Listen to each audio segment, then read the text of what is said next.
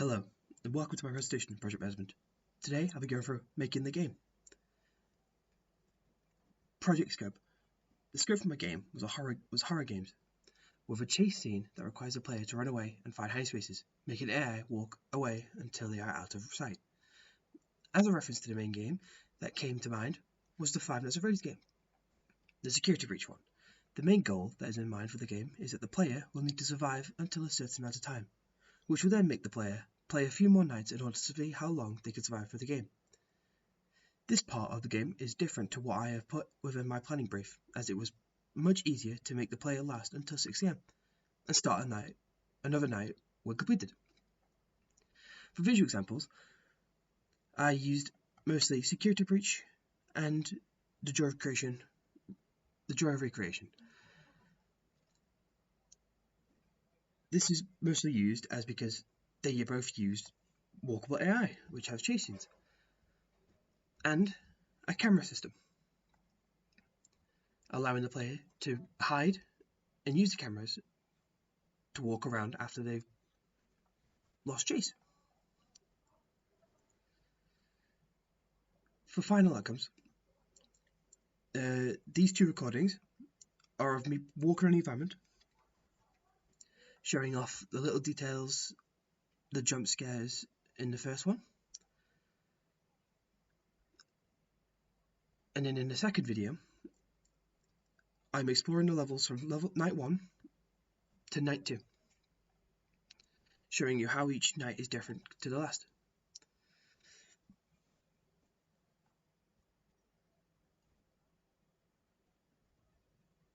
But in the first video though, I mostly focus on the meshes that are on the environment.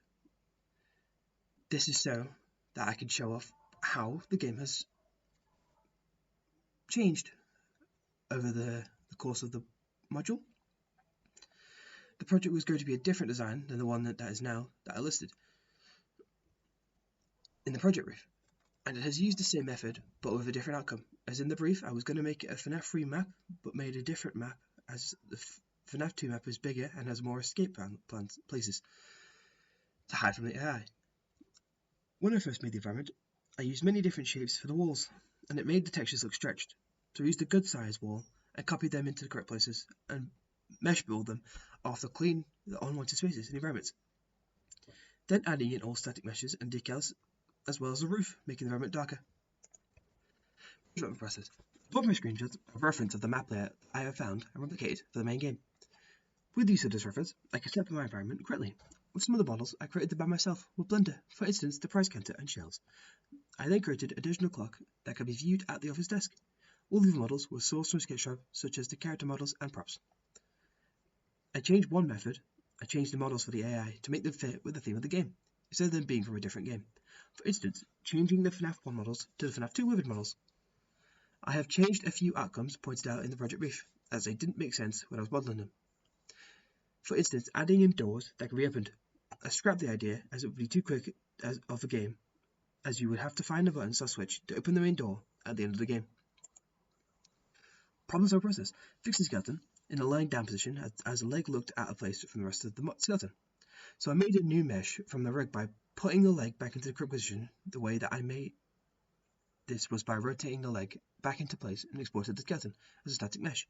By pressing the button on top bar. Another problem I encountered was entering the vents to escape the chase. If the AI was too close to the vent, it would kill the player and end the game. So to solve this, I reduced the pull and sensing component so that when the player leaves the range, it will either walk away or stand still. For making the game, one night with multiple enemies in one night with an escape route, I changed the idea and made it a night-based system with multiple nights. This made the blueprinting easier. As soon as it hits 6 AM, the night will end, allowing the player to start the next night with another enemy AI active. In my feedback from peers, I have increased the time it takes for a night to change time to a point where the game will end when it hits a certain time. So I increased the delay from 15 seconds to 30 seconds, making each in-game hour last a bit longer than usual. Key areas of self-development. The most difficult part of making the game was getting the models to get rigged with Mixamo and finding good models that could be used within the game. I then found good models to use for the walk animations and used the pre-built animations in the models for jump scares and other meshes for the main AI lying on the floor as they aren't active at some nights. any room for improvement. In the playtesting feedback, I got many points to help me improve the game with how the AI can be placed around. The environment to change the way that each knight looks compared to how they look within the game. Other points are about the timing of the knights and how the buttons work within the game. The other point is about the UI for the cameras, moving the player camera so they have to click on the screen in order to access the UI screen. What I've done differently. The things that I would have done differently would be try to make a sit-down office game of FNAF as it was reduced in time to make all the models walk in a random pattern and have them have a goal and go back to a certain place until their own goal is completed. This would have been way easier to create as the AI won't only move around in one room and not making it its own way to other rooms in the environment. And on this page are all my screenshots. We've got a GIF of the jump scare that I created, the environment that I created, and a video of me playing for the first night.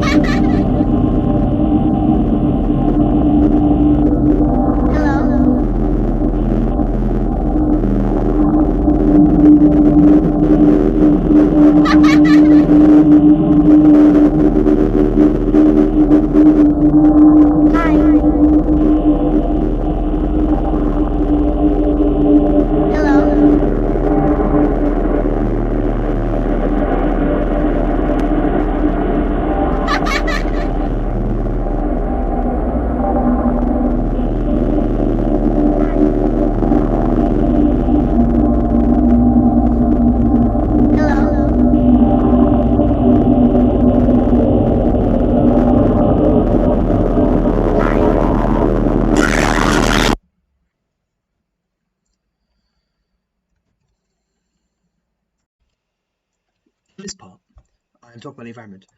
As you can see here, we have the office room, the party rooms, where one of the AI will be, the positive room, where one of the AI will also be. Like you can see in there, as that's where they'd be for the first night.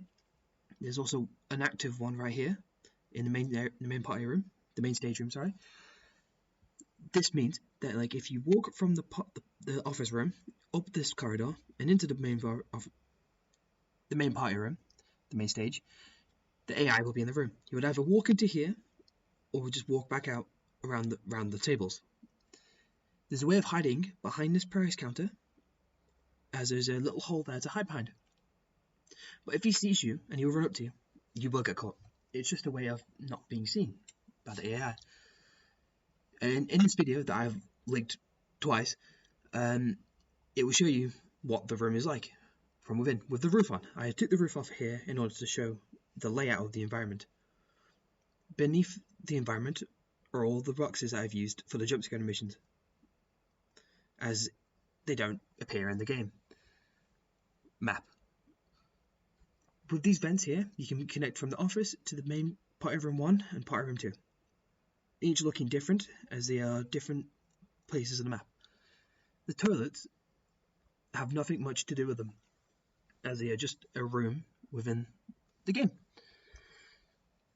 There are AI on the stage that do not move, they just idle animation everywhere, like with this one right here and this one there. And if you access the cameras, you will be able to see them on the map.